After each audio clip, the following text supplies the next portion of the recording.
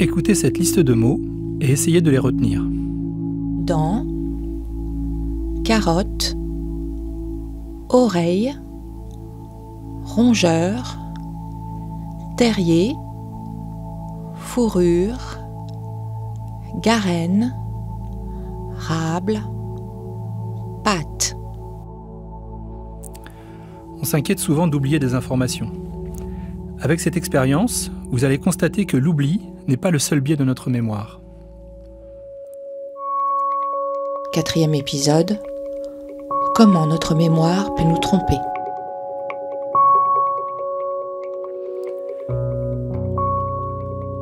Je vais commencer avec une question toute simple. Est-ce qu'il y avait un mot commençant par « L » dans la liste ?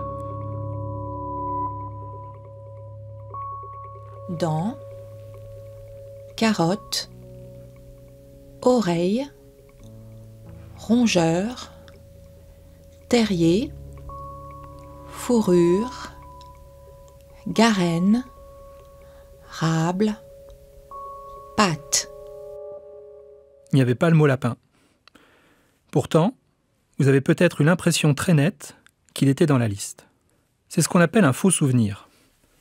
Avoir l'impression très claire de se souvenir d'objets, de personnes, de lieux ou de situations que l'on considère à tort avoir entendu ou vu. Alors rassurez-vous, votre mémoire ne va pas ajouter n'importe quelle information à vos souvenirs. Dans cette expérience, le faux souvenir est induit par l'activation automatique du mot lapin qui est sémantiquement lié au mot que vous avez entendu.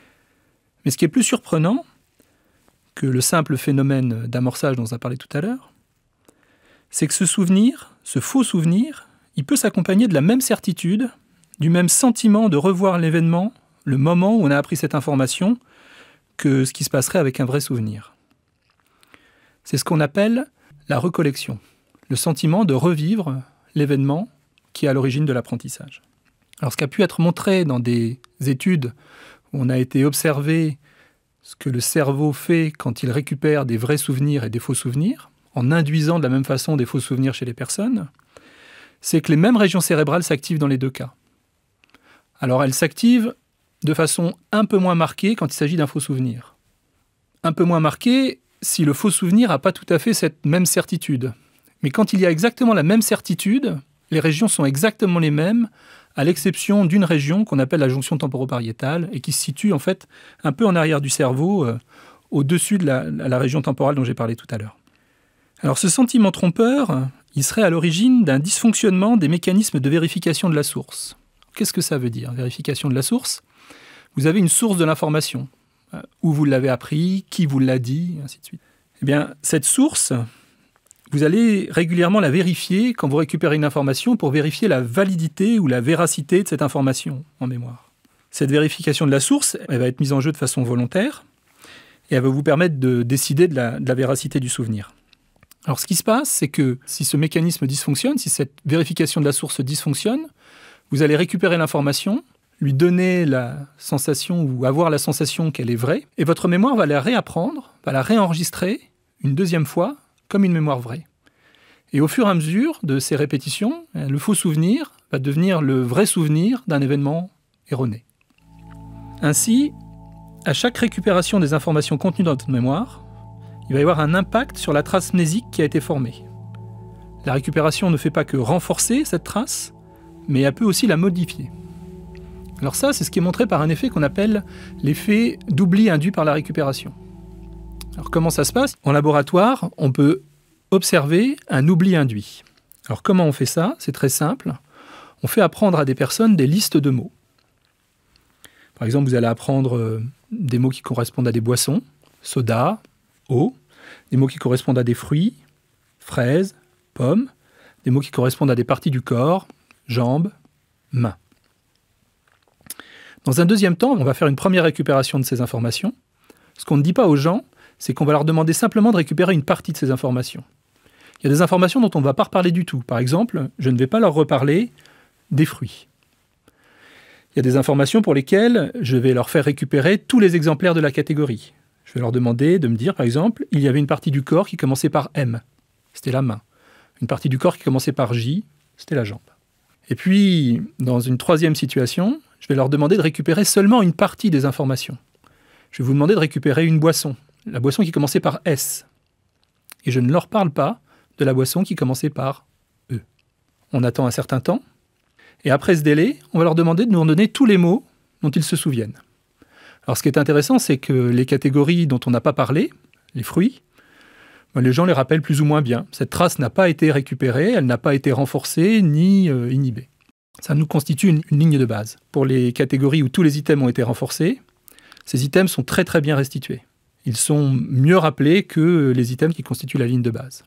Et à l'inverse, pour les items de la catégorie pour lesquels seulement une partie des items ont été renforcés, les items de cette catégorie qui n'avaient pas été renforcés, eux, ont été beaucoup plus oubliés. Ça veut dire que quand vous récupérez une information, si vous ne récupérez pas l'ensemble de l'information, mais seulement une partie, ça va produire un effet d'inhibition sur le reste de cette information. Ce que montre cette expérience, c'est que le fait de récupérer des informations va aussi modifier la trace en mémoire, en renforcer une partie, et contribuer à l'oubli d'une autre partie. Au fur et à mesure, votre mémoire va se structurer. Cette modification de votre souvenir, elle peut aussi apparaître quand vous répondez simplement à des informations sur ce dont vous vous souvenez. Une voiture immatriculée dans le Calvados a percuté la poubelle de ma voisine. Le conducteur portait un pull bleu et des lunettes de soleil. Il a ensuite tourné au bout de la rue à gauche, vers le centre-ville. C'est un récit très court. Je vais vous poser quelques petites questions sur ce récit. Et vous allez essayer de récupérer les informations mémoire pour y répondre. Si je vous demande, est-ce que le conducteur portait un pull bleu? Vous allez me répondre oui, si vous vous en souvenez. Et en répondant à cette question, vous allez confirmer un fait exact. Le fait de confirmer un fait exact, ça permet de renforcer la trace. Ce qui a été montré, c'est que l'effet exact confirmé était renforcé. Ce qui est plus intéressant, c'est que si je vous demande « est-ce que la voiture a percuté un vélo ?», vous allez répondre non. Le fait de répondre négativement à une question portant sur un élément erroné augmente le risque d'oublier cette partie du récit par rapport au fait de répondre affirmativement à un fait exact.